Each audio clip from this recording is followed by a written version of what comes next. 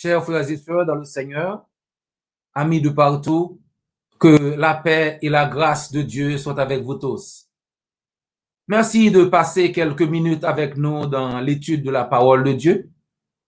Que le Seigneur bénisse cette étude. Frère Maxime, amis qui écoutent nous, grâce mon Dieu avec vous. Merci du fait qu'on prend un petit temps pour étudier ensemble avec nous. Nous prions que bon Dieu va bénir petit temps ça que nous allons passer ensemble pour nous apprendre la parole et pour nous mettre en pratique tout. Étude ça, eh bien, c'est concernant la foi active dans bon Dieu, la foi qui sauve. Cette étude biblique porte sur la foi active en Dieu, la foi salvatrice. Nous savons que d'après Hébreux chapitre 11, verset 6, sans la foi, il est impossible de plaire à Dieu. Alors que nous continuons à examiner de plus près la vie de certains des héros de la foi, cette semaine, nous aimerions parler de David, l'homme selon le cœur de Dieu.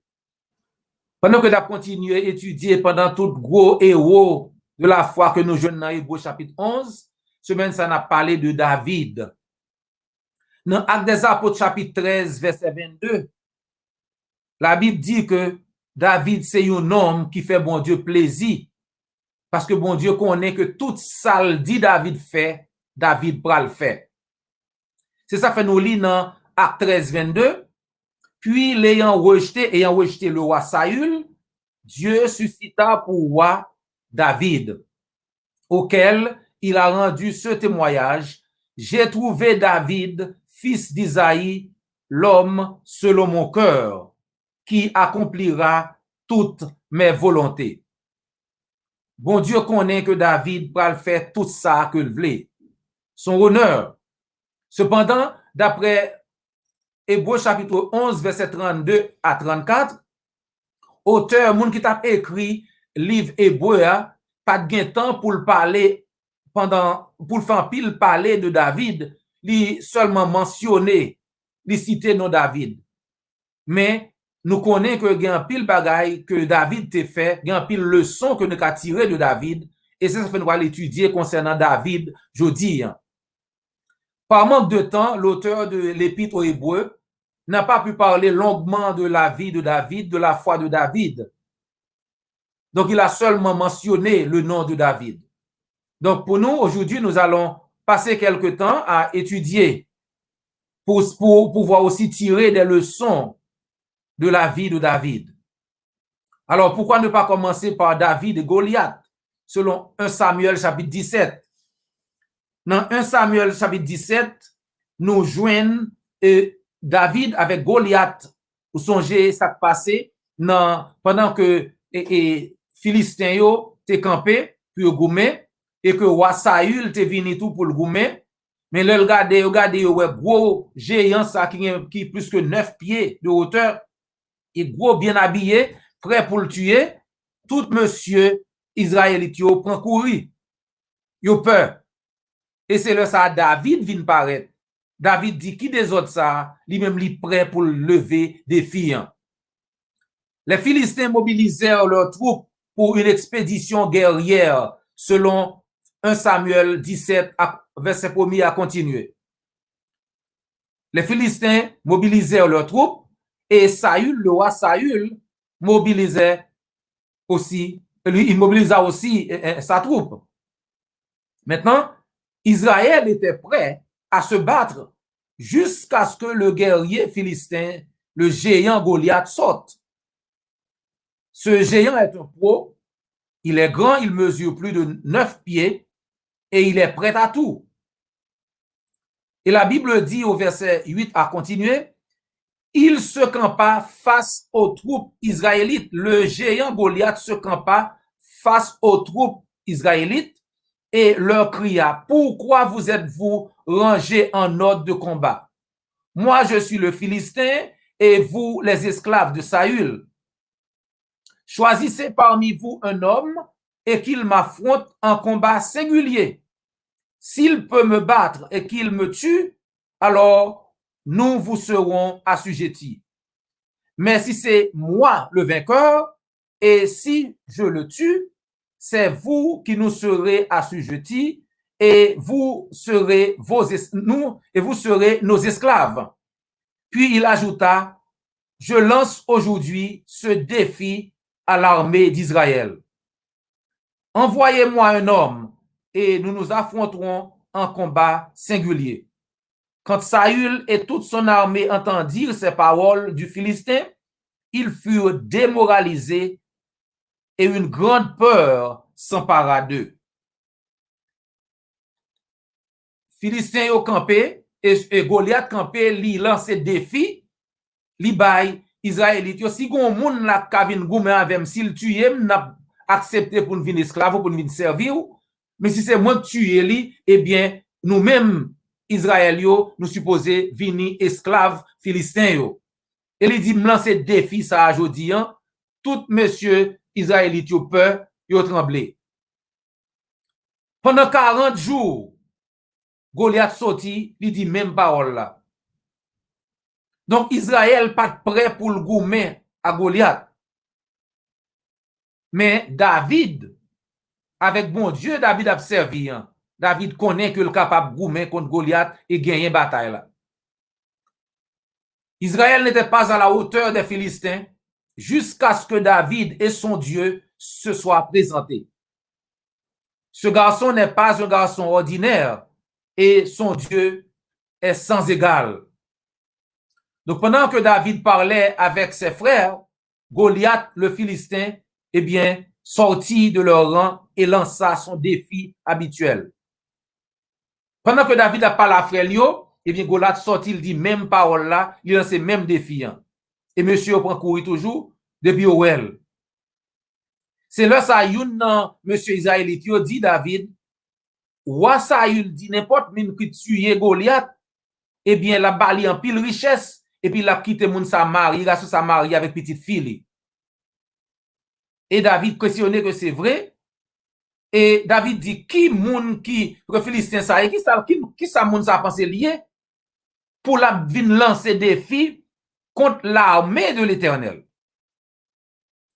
David demanda aux hommes qui se tenaient autour de lui, qu'est-ce que l'on donnera à celui qui abattra ce Philistin et qui lavera le peuple d'Israël de la honte qui lui est infligée? Qu'est donc est-ce un circoncis de Philistins pour oser insulter les bataillons du Dieu vivant? David donc se propose pour relever le défi. Et quand Saül a entendu, le roi Saül a entendu parler de David et de ce qu'il voulait faire, eh bien le roi a fait appeler David. Et David lui dit que personne ne perde courage à cause de ce Philistin. Moi, ton serviteur, j'irai et je le combattrai. David dit, piga moun peur, piga nous perdu espoir, piga nous trembler à cause de Philistin ça, parce que moi-même, m'pral goumen avec. Mais, roi Saül dit, quand on ka goumen avec ça, ou son ti moun, et nèg ça sont professionnels liés depuis jeunesse, il a goumen. Le roi Saül dit à David, tu ne peux pas aller lutter contre ce Philistin. Tu n'es qu'un gamin, alors que lui, c'est un homme de guerre depuis sa jeunesse. David répondit à Saül, quand ton serviteur gardait les moutons de son père et qu'un lion ou même un ours survenait pour emporter une bête du troupeau, je courais après lui et je l'attaquais et j'arrachais la bête de sa gueule. Et si le fauve se dressait contre moi, je le prenais par son poil et je le frappais jusqu'à ce qu'il soit mort. Puisque ton serviteur a tué des lions et même des ours, il abattra bien certains circoncis de Philistins comme l'un d'eux. Pourquoi? Parce qu'il a insulté les bataillons du Dieu vivant. David dit, pour bête, nous connaissons tuer, pour diable Goliath. Les rois Saül dit, ou pas aller, ou trop petit, David dit, m'habitué tuer lion, m'habitué tuer l'ours, pour diable Saül, pour diable Goliath. Incapable. Donc David ajouta, l'Éternel qui m'a délivré de la griffe du lion et de l'ours me délivrera aussi de ce Philistin. Et finalement, Saül lui dit, vas-y et que l'Éternel soit avec toi. Bon Dieu m'a servi, David dit, a délivré dans mes Philistins ça. La foi David te gagné, c'est dans l'Éternel. C'est pas David qui prend le gourmet contre Goliath, mais c'est l'Éternel même qui prend le gourmet contre Goliath. L'ange de l'Éternel campe autour de ceux qui le craignent et les arrache au danger. Et vous savez comment l'histoire s'est terminée. Goliath n'était pas à la hauteur du Dieu de David. La foi inébranlable de David se trouve à travers la Bible, comme en Psaume 23, verset 1er, par exemple. L'Éternel est mon berger, je ne manquerai de rien. Psaume 27, l'Éternel est ma lumière et mon salut, de qui aurais-je crainte? L'Éternel est le soutien de ma vie, de qui aurais-je peur? David n'était pas seulement un serviteur fidèle, mais il était aussi un homme très humble. Non seulement que David, c'est un serviteur fidèle, mais il était en pile humilité. Le David fait péché, il te connaît pour aller devant l'Éternel, pour confesser péché. Et nous, un exemple clair, c'est le David te péché avec Bathsheba. Eh bien, le ça, dans Somme 51, nous voyons que le prophète Nathan vient contre David. Eh bien, le prophète vient dit David, qui gens que lui péché contre l'Éternel, parce que ça le fait pas bon. Eh bien, David, Kounia, lui confessait péché devant l'Éternel, lui dit l'Éternel, lui connaît que le péché, et il demandait le pardon. En Somme 51, nous lisons à propos de la repentance de David, lorsque Nathan le prophète vint à lui après que David fut allé vers Bathsheba. Et là, nous lisons, aie pitié de moi dans ta bonté, selon ta grande miséricorde. Efface mes transgressions, lave-moi complètement de mon iniquité et purifie-moi de mon péché, car je reconnais mes transgressions et mes péchés, et mon péché est constamment devant moi. David dit, me connaît, me fait péché, mando pardon, mando pour laver. Donc, il y a une pile leçon qu'on peut apprendre de David.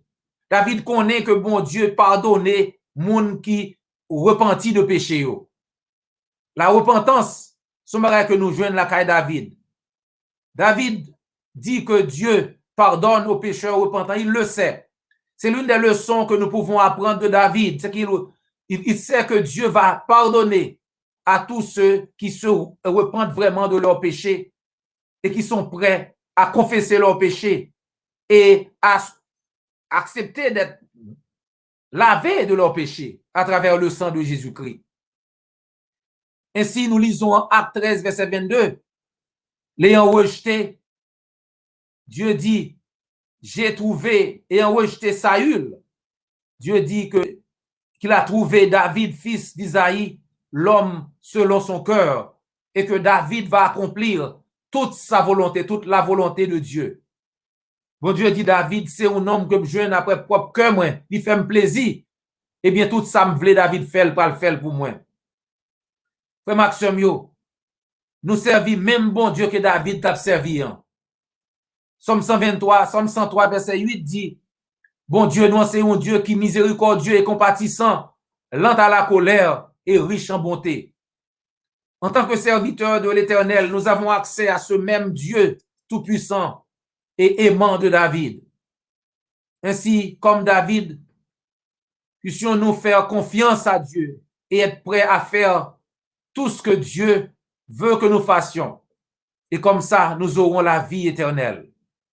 Et si vous écoutez ce message, mais que vous n'avez pas encore obéi à l'Évangile, laissons-nous vous encourager à écouter ce que dit David en Somme 32, versets 1 et 2. Si vous pouvez accepter l'Évangile là, eh bien, qui t'encourage pour tendre ça David dit dans Somme 32, versets 1 à 2.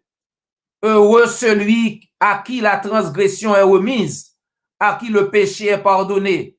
Heureux l'homme à qui l'Éternel n'impute pas d'iniquité et dans l'esprit duquel il n'y a point de fraude. Moun que bon Dieu pardonne péché yo, eh bien c'est moun qui heureux. David expliquait comment que ça doit faire. Eh bien ça fait nous capable de dire que bon Dieu remet moun qui prêt pour demander pardon pour péché yo, qui prêt pour confesser péché yo et qui reconnaît état yo.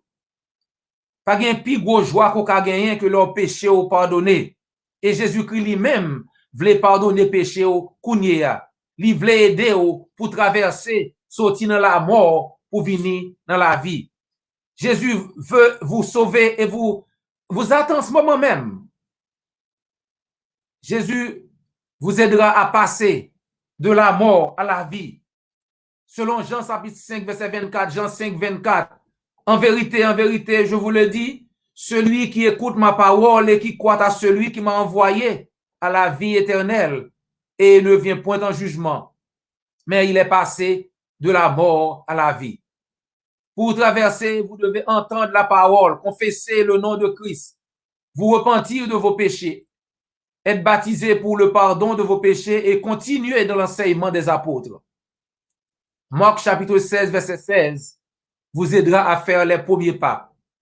Marc 16, 16 a aidé à faire les premiers pas parce que il explique clairement dans Marc 16, 16, Christ dit, moun qui croit, la baptisé et la sauvé, mais moun qui pas croit, il va condamner.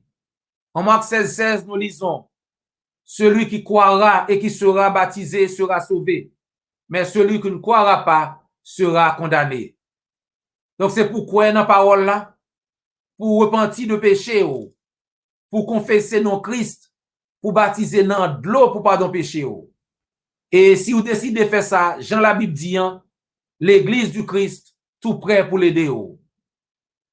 Mes chers amis, ce fut un plaisir. C'était un plaisir pour nous te partager parole là avec aujourd'hui. Ça a des oreilles pour tendez. C'était frère et amis, Dr. J.O. Volsi. Et jusqu'à ce que nous rencontrions encore, que le Seigneur vous bénisse.